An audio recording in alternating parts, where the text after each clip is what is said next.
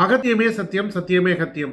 வணக்கம் நண்பர்களே, இது அஸ்ட்ரோ சுரேஷ். இன்னைக்கு நாம் பார்க்க போகிற ஒரு ஜோதிட பதிவு என்ன அப்படின்னா, சவால்களை சாதனையாக்கும் ஜாதக அமைப்பு எப்படி இருக்கும் அப்படின்னு பார்க்க போகிறோம். அதாவது போராடி தான் இந்த ஜாதகர் ஜெயிப்பார். சரியா? இதுதான் இந்த பதிவினுடைய தலைப்பு. போராடி வெற்றி பெறக்கூடிய ஜாதக அமைப்பு.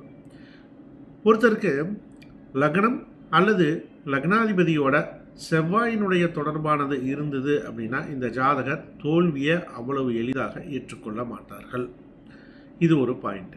அடுத்தது, 3ஆம் பாவம் ஒருத்தருக்கு வலுவாக இருக்குது. அதாவது 3ஆம் அதிபதி ஆட்சியோ உச்சமோ பெற்றிருக்கு. அப்படி இல்லை அப்படின்னா குருனுடைய பார்வையில் இருக்குது, நல்ல நிலைமையில் இருக்குது. 5ஆம் இடத்துல, அதாவது லக்னத்துக்கு 5ஆம் இடத்துலையோ 9ஆம் இடத்துலையோ ஒரு அருமையான இடத்துல இருக்குது அப்படின்னா இந்த ஜாதகர் எத்தனை தடைகள் வந்தாலும் முயற்சியை கைவிடவே மாட்டார் அப்படின்னு சொல்லலாம்.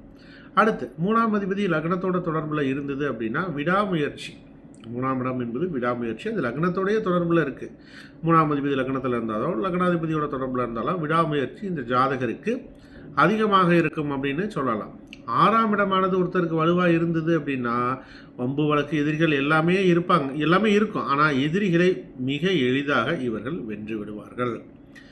எதிரிகளை வென்றாலே முன்னேற்றம் அப்படிங்கிறது தானாக வந்துவிடும். அடுத்தது, 6ஆம் அதிபதி ஆட்சி உச்சம் பெற்றிருக்குது அப்படின்னா போட்டி போராட்டம் இந்த மாதிரி விஷயங்களில் எளிதாக வெற்றி கிடைக்கும். போராடி ஜெயிச்சிருவாங்க.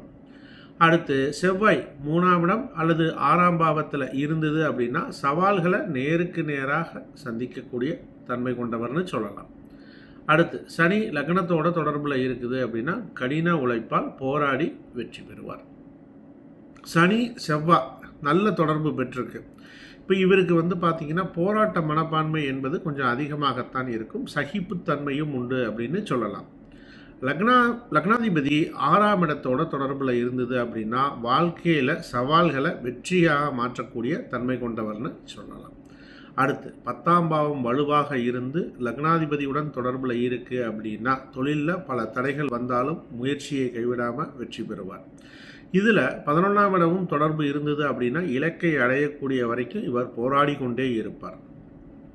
எந்த லக்னத்தில் பிறந்திருந்தாலும் குரு லக்னத்தை பார்க்குறார் அப்படின்னாலே தன்னம்பிக்கை இவருக்கு அதிகமாக இருக்கும். தடைகள் எவ்வளோ வந்தாலும் முன்னேறி கொண்டே இருப்பார்கள். அடுத்தது, 6ஆம் பாவம் 6, 10, 11 இந்த பாவங்களுடைய தொடர்பானது ஒருவருக்கு இருந்தது அப்படின்னா உழைப்பின் மூலமாக ஒரு நல்ல உயர்வானது இந்த ஜாதகருக்கு கண்டிப்பாக கிடைக்கும்.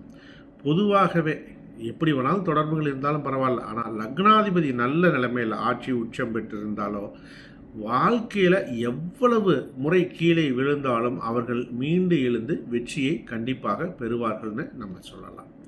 நண்பர்களே, நம்ம இது வரைக்கும் பார்த்தது ஒரு ஜாதகர் போராடி வெற்றி பெறக்கூடிய அமைப்பில் இருக்காருன்னா என்ன மாதிரியான விதிகள் வரும் அப்படிங்கிறத நம்ம பார்த்தோம்.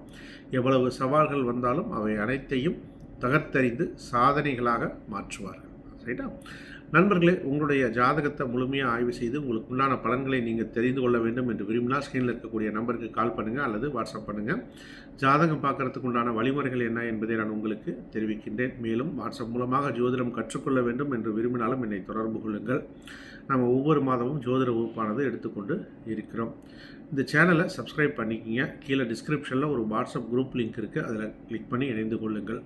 நண்பர்களே, மீண்டும் மற்றொரு பதிவுடன் நாளைக்கு நான் உங்களை சந்திக்கின்றேன். அகத்தியமே சத்தியம், சத்தியமே அகத்தியம். நன்றி நண்பர்களே.